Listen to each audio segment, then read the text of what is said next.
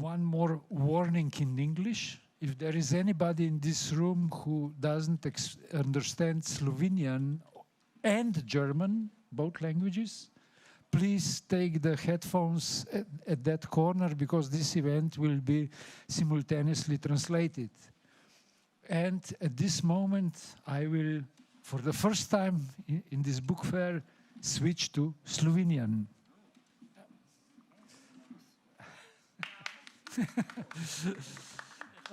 Dober dan vsem skupaj. Današnji panel je posvečen današnjemu koncertu, ki se bo zgodil v Jahrhunderthalle ob 8. zvečer. To je koncert skupine Laibach, Simfoničnega orkestra Televizije Slovenija in na nek način tudi Vladimirja Bartola, ker je pač celoten koncert temelji na romanu Vladimirja Bartola Alamut. Moji trije gostje danes so, če začnem na skrajnem robu, Uwe Schütte, avtor knjige o Laibachu, poznavalec neue slovenische Kunsta in nasploh slovenske scene. Verena Klem je profesorica književnosti in tukaj je moj kolega Miran Košuta, s katerim sva bila nekoč davno v prejšnjem stoletju sošolca na oddelku za primerjalno književnost na Univerzi v Ljubljani. Danes pa je profesor na Univerzi v Trstu, kjer se ukvarja tudi z slovenskimi avtorji, ki delujejo v Italiji. Moje ime je Miha Kovač in sem kurator slovenskega programa v Frankfurtu. Današnji panel je v bistvu namenjen temu, da nekako razjasnimo ozadje tega današnjega koncerta. In jaz bi takoj na začetku predal besedo Miranu Košuti in ga prosil, da pove nekaj besed o Vladimirju Bartolu, o literarni sceni med obema vojnama v Trstu, iz katere je ta roman zrasel. Prosim, Miran. Hvala, Miha. Upam, da se slišimo. Stadt zwischen drei Welten. Mesto med tremi svetovi, tako bi z Milom Dorom lahko označil Trst v letu 1903, ko se je v njem 27. februarja rodil Vladimir Bartol. Od pamtiveka na stičišču romanskega, germanskega in slovanskega sveta je bil namreč Trst takrat domovina zveva, zlata, perja, Sabe, italijanske mestne večine, vendar tudi najbogatejše avstro-ogrsko pristanišče in prvo slovensko mesto po številu slovenskih prebivalcev, ker je Trst takrat štel 50 000 Slovencev, več kakor tedanja Ljubljana. Iz njegovega rodovitnega gospodarsko-socialnega humusa je od pomladi narodov dalje klila tudi čedalje bolj cveteča avtohtona slovenska kultura in literatura. To literaturo je po Koseskem, po Godini Verdelskem, Štoki, Kvedrovi, Kristanu in mnogih drugih avtorjih žanrsko ostebrila tudi Vladimirjeva mama, se pravi Marica Nadlišek Bartol, ko je leta 1898 objavila prvi avtohtoni roman tržaške slovenske književnosti, roman Fata Morgana. Vladimir Bartol je imel torej literaturo zapisano v krvi, zvezdah, rodišču, kljub temu pa je bila njegova pot na slovenski književni Parnas vse prej kot posuta s cvetjem. Tržaško pristaniško, kulturno in literarno idilo je namreč, ko je imel samo 11 let, zamorila Prva svetovna vojna, po njej pa prihod Italije in zgodnji vznik fašizma. Že leta 1920 je bil v srcu mesta škvadristično požgan Slovenski narodni dom, kamor so zahajale torej slovenske in so imele sedež slovenske organizacije. Bartol pa je bil takrat že v Ljubljani, v osrednji Sloveniji, kamor se je morala njegova družina prisilno odseliti leto prej. V srednji Sloveniji, v Ljubljani, se mu je življenjsko kolo vrtoglavo zasukalo, maturiral je najprej na gimnaziji, potem študiral, kakor midva, torej v Ljubljani na Filozofski fakulteti in tam diplomiral leta 1925. Se je nato izpopolnjeval iz biologije, psihologije in psihiatrije na francoski Sorboni in se po povratku leta 1927 poklicno posvetil pisateljevanju. Svoj takrat nezapaženi umetniški vrhunec je doživel v 30 letih, ko so bila natisnjena ali pa uprizorjena vsa njegova najpomembnejša dela, se pravi drama, neuspela drama Lopez leta 1932, zbirka literarnih sestavkov Al-Araf leta 1935 in potem še roman Alamut leta 1938. Predvsem z njim, ki velja danes za Bartolovo najboljše delo, je uspel Bartol tako mednarodno, kakor doma, v Trstu in v Sloveniji, kjer je z leta 2012 započeto objavo njegovega zbranega dela postal tako rekoč tudi nacionalni kanonski avtor.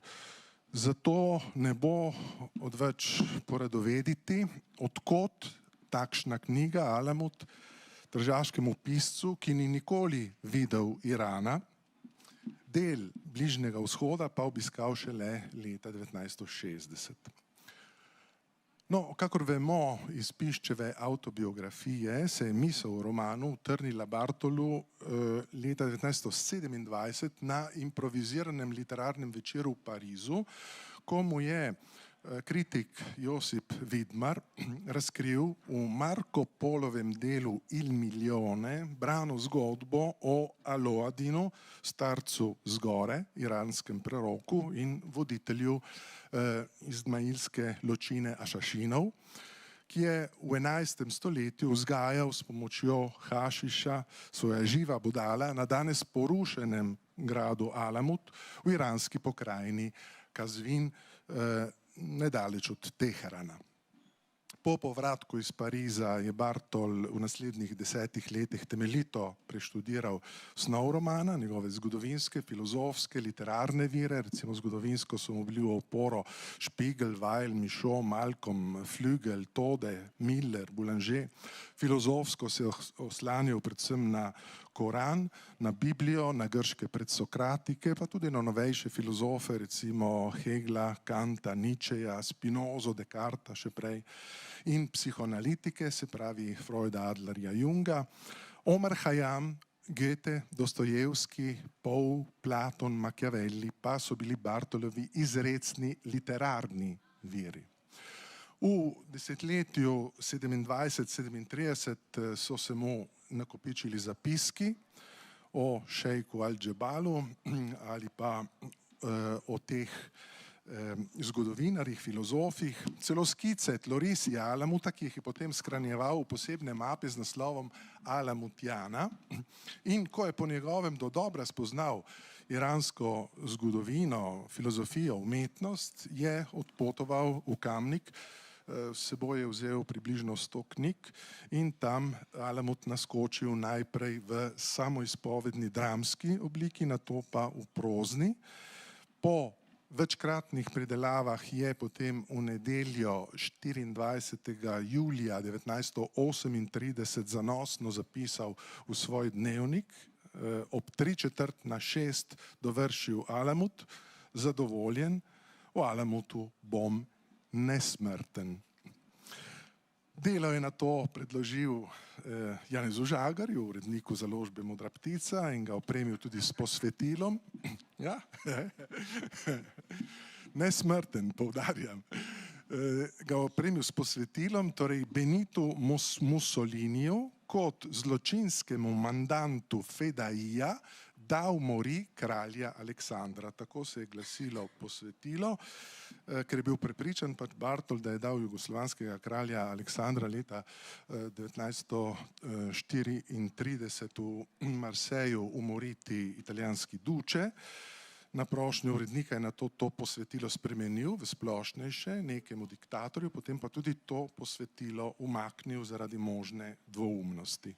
Roman je tako izšel leta 1938 pri Modri ptici v Ljubljani brez posvetila. No, v spremni besedi, ki sem jo prispeval za ponatis iz leta 1988, sem izrazil domnevo, da je Alamut predvsem roman metafora. To delo je namreč sam Bartol označil za prispodobo dobe strašnih diktatorjev med obema vojnama, poleg tega pa druži v sebi vse tri sestavne člene metafore, se pravi premi pomen, to je resnična zgodovina Izmailcev in Hasana ibn Sabe v 11. stoletju v Perziji, v Iranu. Drugo pri primeri, se pravi preneseni pomen, takratna pisateljeva danost, to je čas med obema vojnama, ko so politično dogajanje v Evropi obvladovali trije diktatorji, Hitler, Mussolini, Stalin. In tretje pri primeru, to so pa prvemu in drugemu členu skupne lastnosti, zaradi katerih je sploh mogoča pomenska zamenjava.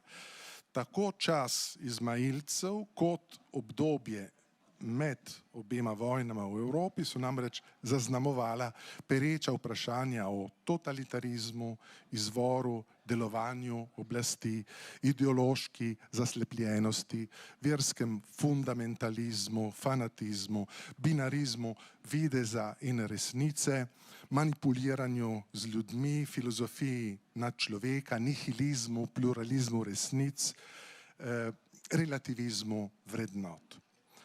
Te večno aktualne dileme sveta, človeka, družbe, bivanja so pač resnična globinska srž Alamuta.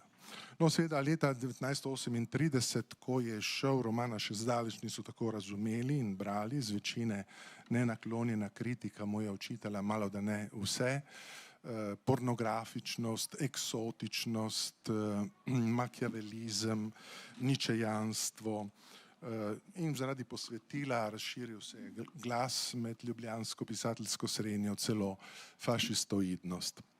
Le redki so v Alamutu videli prispodobo boja primorskih Slovencev proti italijanski fašistični državi ali, po Miranu Hladniku rečeno, metaforo terorističnih strategij primorske paravojaške organizacije Tiger, do katere je Bartol gojil simpatije.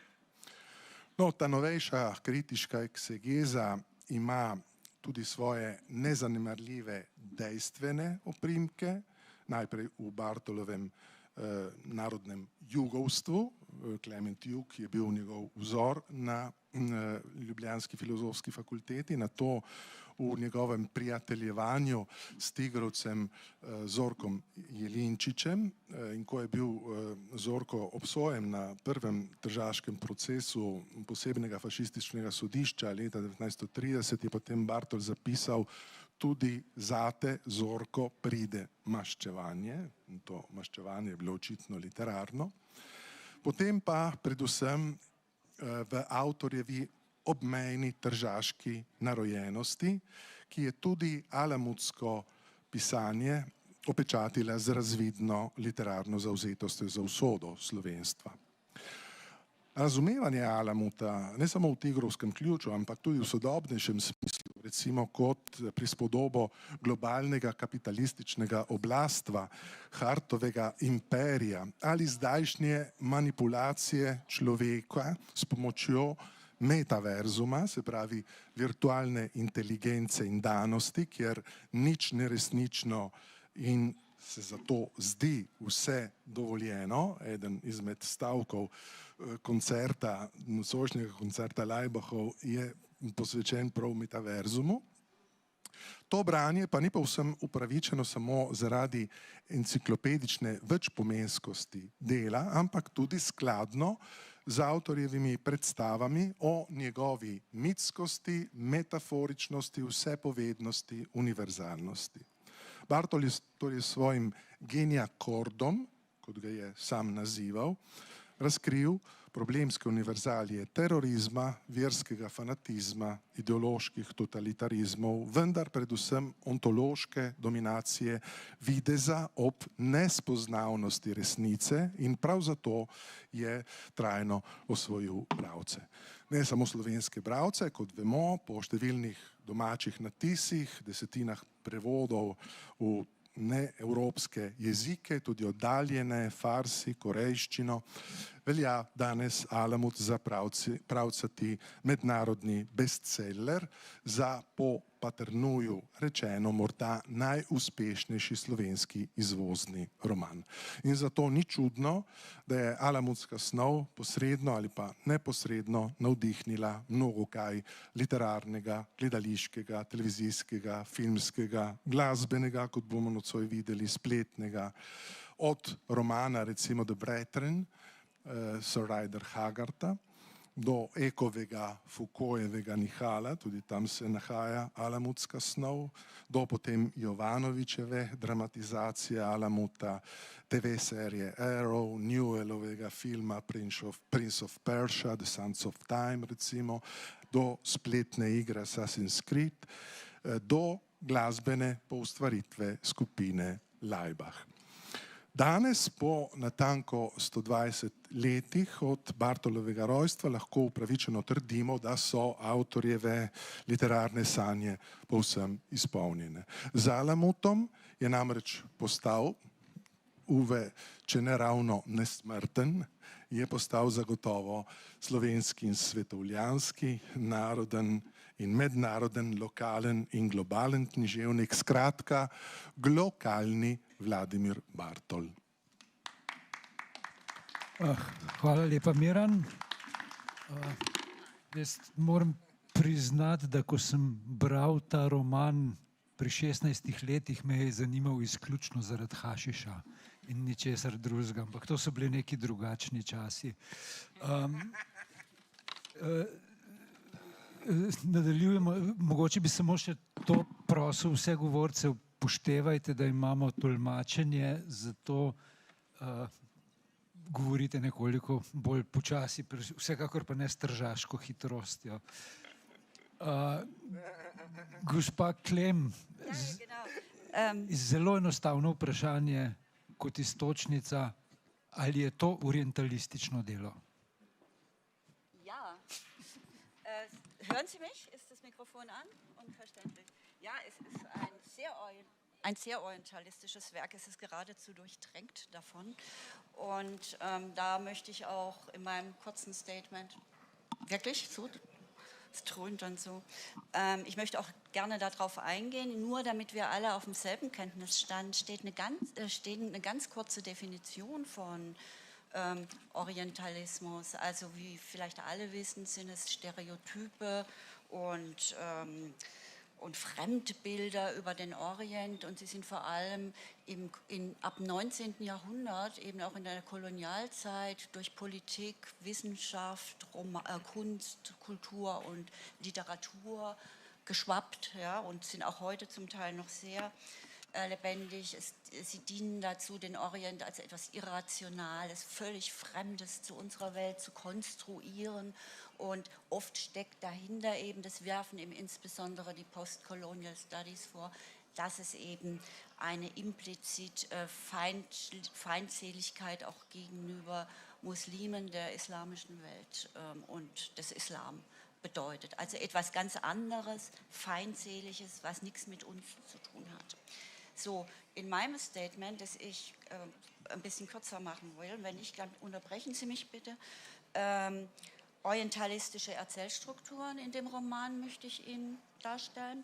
Dann möchte ich im zweiten Punkt die Entstehung und die Tradition der Erzählung kurz ansprechen. Damit möchte ich eben auch zeigen, in welcher Erzähltradition eigentlich Wladimir Bartol mit diesem Roman steht. Und ganz zum Schluss noch ein, zwei Sätze, eher hypothetisch, welche Art von Orientalismus könnte man denn denn Barthol zuschreiben? Gut, also erstmal zu den Erzählstrukturen, den Motiven, den Bildern. Der Autor hat sich eine schwarze Legende angeeignet, die sich bereits in Erzählungen aus dem 11. und 13. Jahrhundert aus Syrien und Persien befindet. Sie haben sich dann, diese unabhängigen Erzählungen sind dann im Laufe der Zeit miteinander verschmolzen. Ich gehe da nachher ein bisschen genauer noch drauf ein. Barthol setzt dann diese schwarze Legende in ihren historischen Rahmen, nämlich den Kampf der sogenannten Assassinen. Das ist eine kleine schiitisch-ismailitische Splittergruppe gegen die zahlenmäßig immens überlegenen Seldschuken. Das sind turkstämmige Reiter, Kämpfer, Krieger, die in dieser Zeit, 11. bis 12. Jahrhundert, eben von Osten, von den zentralasiatischen Steppen nach Iran und weiter zogen und von Iran aus auch ein Großreich gründeten. Das heißt, er hat das ist eine groß, der Assassinenführer hat eben einen Kampf gegen eine Großmacht sozusagen von seiner Burg Alamut, die auf Deutsch heißt es Adlernest, herabgeführt. Die zentrale Figur ist Hassan Sabah, der heißt im Roman Seyduna, also Seydu heißt unser Herr oder Hassan. Es ist ein charismatischer, manipulativer, religiöser und militärischer Führer, so wird er dargestellt. Er gibt seinen Anhängern Drogen, haben wir schon gehört, um ihnen im Rausch dann das Paradies zu suggerieren. Er lässt sie dann so mit Drogen vollgestopft in einen paradiesähnlichen Garten bringen. Dort warten junge Frauen auf sie, die sind ohne Ende schön und klug und die werden dann, ja, die sind auch für ihre Rolle als Liebhaberinnen ausgebildet worden. Das lesen wir alles im Roman schön nach. Die berauschten Männer halten die Frauen dann für Paradiesjungfrauen und tatsächlich verführen sie auch diese jungen Frauen, diese Männer, nach allen Regeln der Erotik und Liebeskunst. Und danach werden die beglückten, befriedigten Männer wieder in ihren Schlaf gewogen und auf diese Art und aus dem Garten raustransportiert, und auf diese Art und Weise erwirkt der Führer ihre grenzenlose Opferbereitschaft, um nämlich diese lustvollen Aufenthalte im Paradies wiederzuerleben, begehen sie im Auftrag dieses Führers mörderische Attentate, haben dabei keine Furcht vom eigenen Sterben und vom eigenen Selbstopfer und Martyrium. Diese Story und all ihre Einzelheiten und Erzählstränge und Einzelheiten baut Bartholf auf Hunderten von Seiten in allen Details aus.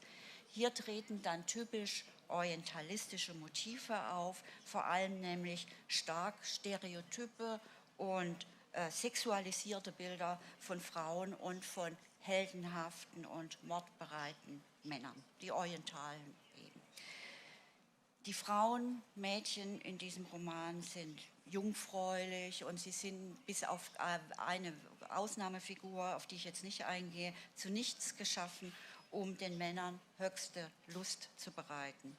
Sie entsprechen den Jungfrauen im islamischen Paradies, zum Beispiel dargestellt auch im Koran in mehreren Suren. Die Männer sind tugendhaft, stolz, etliche sind gebildet und gelehrt, viele sind herausragende Helden und Kämpfer. Sie sehnen sich also eben nach dem Paradies und führen Attentate aus. Sie wollen Märtyrer sein und das werden sie dann eben auch. Bartholds literarische Eskapaden in die fremde Welt des Orients geht, wie man sich denken kann, einher mit der Verzerrung der historischen Situation und mit klischeehaften Bildern von Menschen aus einer anderen Kultur und Zeit. Tatsächlich wiederholt Bartholf hier ein Narrativ, das die Kreuzfahrer im 11. Jahrhundert in den Westen gebracht haben. Und es hat sich bis ins 19. Jahrhundert hinein gut gehalten. In der Populärkultur, im berühmten Computerspiel The Assassin's Creed, das jetzt auch gerade in eine 9. Folge herausgebracht hat. da arbeiten Historiker mit. Das muss wirklich ganz, ganz interessant sein. Und es war vor allem wirksam, und zwar zu Ungunsten der zeitgenössischen Muslime, 9/11, als nämlich die Selbstmordattentäter in die direkte Tradition der Assassinen gestellt worden sind, was natürlich ein unglaublicher Unsinn ist, und das so zu interpretieren. Da kann aber Barthold natürlich nichts dazu. Jetzt kurz noch, woher kommt die Erzählung, in welcher Tradition steht der Roman? Es sind erstens, wie schon angedeutet, die Erzählung der Kreuzfahrer in Syrien, die waren da ab dem 11. Jahrhundert zugange, die dort einen,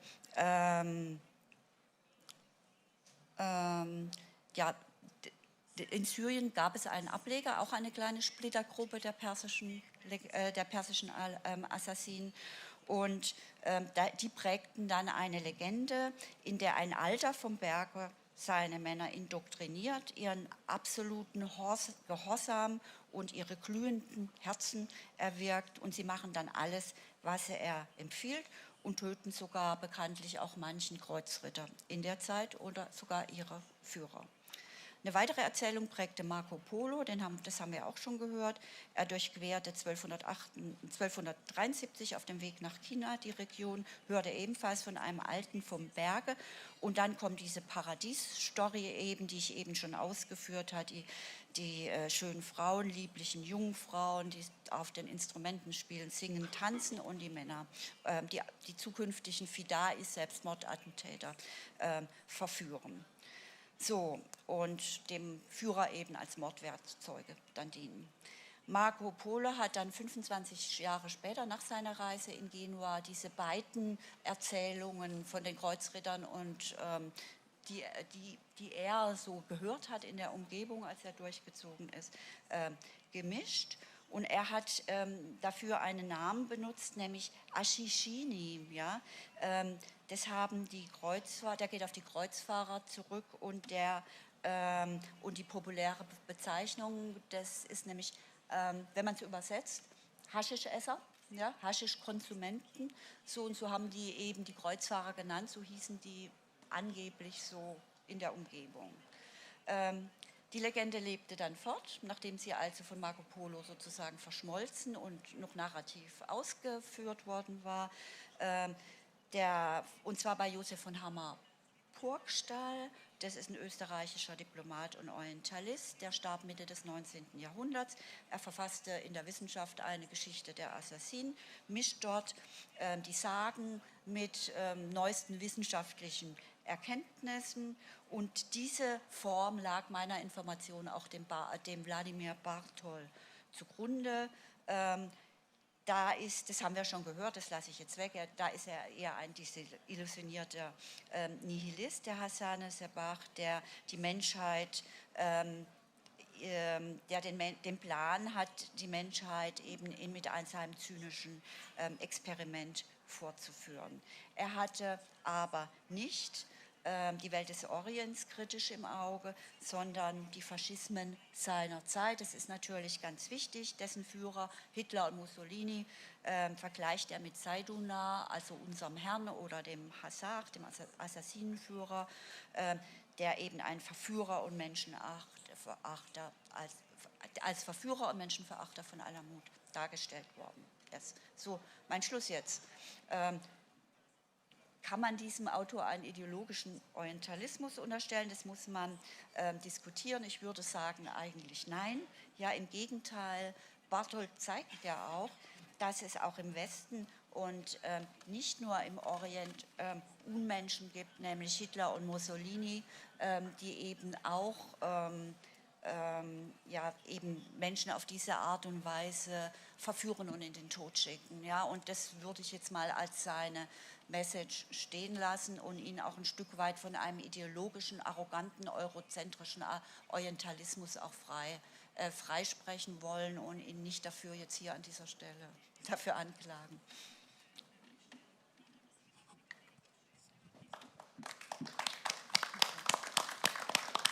Hvala lepa. Pomaknimo se za kakšnih 30 let naprej, v 80. leta, v majhno slovensko mesto Trbovlje, kjer nastane skupina Laibach in iz nje potem nastane en širši kulturni, popkulturni fenomen. Uwe, ti se ukvarjaš z proučevanjem popularne kulture že zelo dolgo časa in si eden redkih specialistov za slovensko glasbeno produkcijo, ki ji rečemo Laibach. Zate je zelo enostavno vprašanje. Kaj je to Laibach? In kako vidiš v kontekstu Laibacha to mešanje z Alamutom? Okay, vielen Dank, Micha. Für Experte halte ich mich gar nicht. Ich bin Herausgeber eines Sammelbandes und wir haben mit 2 Kollegen vor 6 Jahren in Ljubljana eine kulturwissenschaftliche Laibach-Konferenz organisiert und da stammt eigentlich mein Interesse her, auch daher, dass meine mütterliche Familienlinie aus Slowenien kommt. Aber das ist jetzt völlig egal. Laibach, du hast jetzt Laibach als popkulturelles Phänomen bezeichnet. Ja, ich wollte sozusagen damit anfangen zu erklären, dass Laibach kein Pop ist, sondern eher genau das Gegenteil, nämlich Kunst. Sofern das ein Widerspruch ist, muss man heutzutage auch nicht mehr auflösen. Also Laibach ist für die, ich nehme auch mal an, dass die meisten hier schon mal einen Eindruck haben oder wissen, was Laibach ist, aber ich versuche mehr auf grundsätzliche Punkte zu kommen, dass es gut ein popkulturelles Phänomen ist, aber keine Popmusik. Es ist eine... Was es ist wiederum, das muss man selber entscheiden, muss man selber rausfinden. Gängiges Modell wäre zu sagen, ein Künstlerkollektiv, was darauf abzielt, dass Laibach erheblich mehr machen als nur Musik und sowieso ohnehin relativ wenig Popmusik. Man könnte sie auch als Performance-Künstler, als Happening-Künstler, als Performance-Artists bezeichnen und dann eben in dieser Form oder diese Sparte der Bildenden oder der Kunst stellen. Ich habe mir, mein Ansatz, und der ist nicht besser oder schlechter als irgendein anderer, ist, dass ich mir das schöne deutsche Wort Gesamtkunstwerk rausgesucht habe, weil Laibach eben auch in eine gewisse Traditionslinie gehören, etwa mit der Band Kraftwerk und übrigens auch mit der Band Rammstein, allerdings in einer bestimmten Weise, die ich keiner Weise sozusagen gleich oder gar vergleichbar halten möchte. Da kann ich nachher vielleicht auch noch was dazu sagen. Also es geht um Immersion. Es geht darum, nicht eben Popmusik zu machen, sondern es geht darum, die Grenzen oder die Popmusik ist dann im Gesamtkunstwerk fast noch das Geringere. Wichtig sind Images, wichtig sind Bilder, habe ich jetzt gerade gesehen, ich weiß nicht, warum das bei Barbara liegt, hier etwa, ich hatte gedacht, sie hätte es mitgebracht, ist aber Promo, ist aber Promo, wie ich gesehen habe, für das Laibach-Ding. Bilder, Videos, Kleidung, Mode, wie man sich anzieht. Das heißt bei Laibach natürlich, dass sie Uniformen tragen, dass sie Armbinden tragen, auf denen ein Kreuz zu sehen ist. Dass, dass viele gerne das Hakenkreuz sehen, dass aber natürlich das Kreuz von Malevich ist, also sozusagen einem dieser grundlegenden Werke der modernen Malerei. Dass es Bühnenaufführungen gibt und dass eben die Bühnenperformance eigentlich da ist, der Ort ist, an dem der Laibachsche Kunstbegriff, die Kunstmaschine Laibach zu arbeiten beginnt.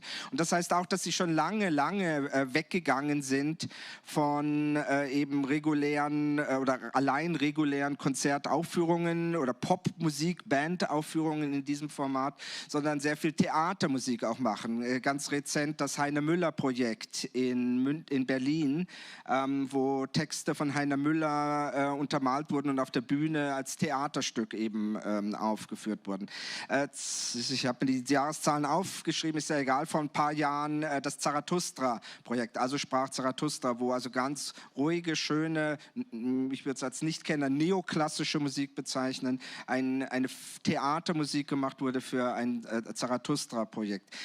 Sie haben eine elektronische Version gemacht der Kunst der Fuge von Bach, denn es gibt ja dieses schöne Wortspiel, das eben Laibach und als dieser ganze Titel ist ist sozusagen ein durchgehender Buchstabenwurm, Leibach-Kunst der Fuge, wo man versucht hat, eben eine Art elektronischen Updates diese Kernwerks klassischer Musik zu finden. Und Laibach fokussieren eben immer jetzt in letzter Zeit auf die großen Namen, auf Nietzsche, auf Heiner Müller, den ich für einen großen Namen halte, falls das hier alle nicht tun. Für mich war es ein neuer Name, aber im slowenischen Kontext natürlich ein offenkundig ganz großer Name, eben Bartol Alamut. Und daraus etwas zu machen, das provokant ist, das versucht, neue Zugänge zu etwas zu finden.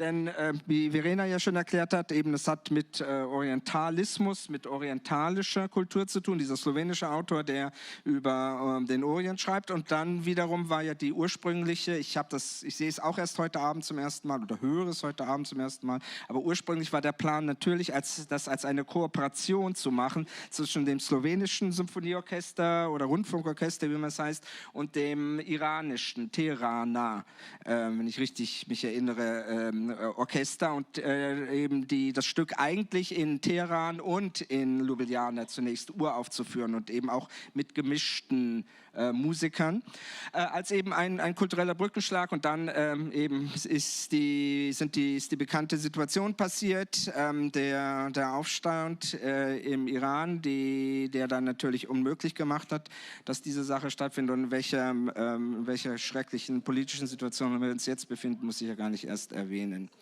So, und das ist also etwas, was ich an Laibach hervorheben möchte, diese Versuche, neue Zugänge zu finden, Brücken zu schlagen zwischen den Kunstsparten.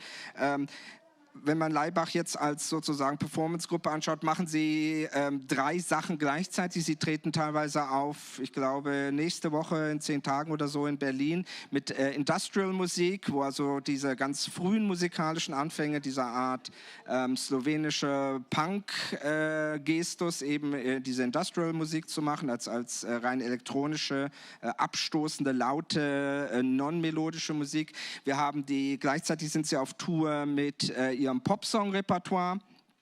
Zugleich haben wir eben jetzt hier diese riesengroße, nennen wir es jetzt mal neue klassische Sache. Und die touren auch gleichzeitig eben, oder da ist es glaube ich jetzt zu Ende, aber all das überlagert sich halt mit diesem Heiner Müller-Stück, wo wiederum eben die Texte als Kollaboration, die Texte Müllers mit eben Musik, mit Performance gemischt werden. Und das ist sozusagen, was ich unter Gesamtkunstwerk verstehe, das natürlich wenig mit Nietzsche zu tun hat, sondern kommen wir wieder zurück auf mich als Begriff und auf meinen letzten Satz, im popkulturellen Feld etwas zu machen, was kein anderer so macht. Und in der Tat sind Laibach in dieser Hinsicht komplett einmalig. Jetzt gibt mir das noch einen schönen Anlass, das abzugrenzen von Rammstein, die ich ekelhaft finde.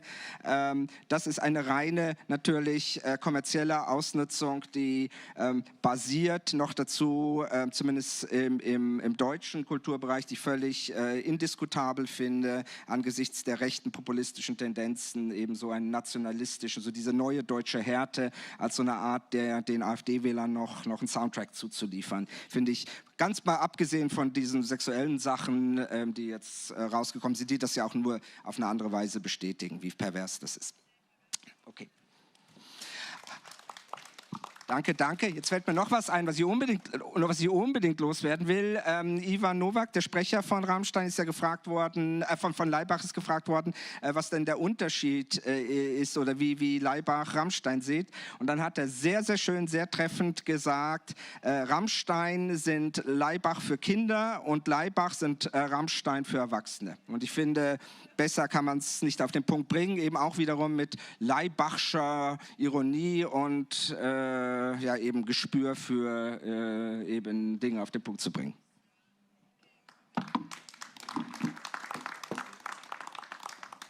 Mi smo s tem praktično izčrpali čas, ki ga imamo na razpolago. Če želi kdo še kakšno kratko repliko ali pa še kakšno dodatno pojasnilo dati, je morda kakšno vprašanje z publike? mogoče bi pristavil dve besedi recimo o tej plodni kontaminaciji Laibacha in Bartola. Zdi se mi, da bo na ta način nastala poroka med vzhodom in zapadom, kot je o Alamutu dejal oziroma si predstavljal Bartol sam. Namreč Bartol je pristopil do te orientalske snovi izjemno spoštljivo in za Alamut je sam želel, da bi postal nekakšen getejevski vestöstlicher divan. Lahko razpravljamo seveda, če mu je to uspelo ali ne. Nastalo pa je umetniško delo in tudi v primeru Laibachov bo nastalo novo umetniško delo, ki se izhodiščno navdihuje ob Bartolovem Alamutu, hodi pa potem svojo samostojno, multimedialno, glasbeno, performativno umetniško pot, tako kot je dejal Uwe. To pa samo potrjuje, kako je roman Alamut, da spet uporabim Bartolove besede, živ in netljiv organizem, ker je sposoben vedno znova eksplodirati v sodobnosti, spodbujati k ustvarjanju, rojevati nova branja in interpretacije. Skratka, kakor vsa velika dela, zdi se mi, da je tudi Alamut neusahljiv metaforični generator.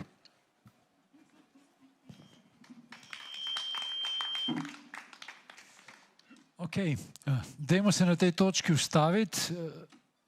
Ob 8. zvečer ste vsi vabljeni v Jahrhunderthalle, da se prepričate o tem, kar ste slišali zdaj.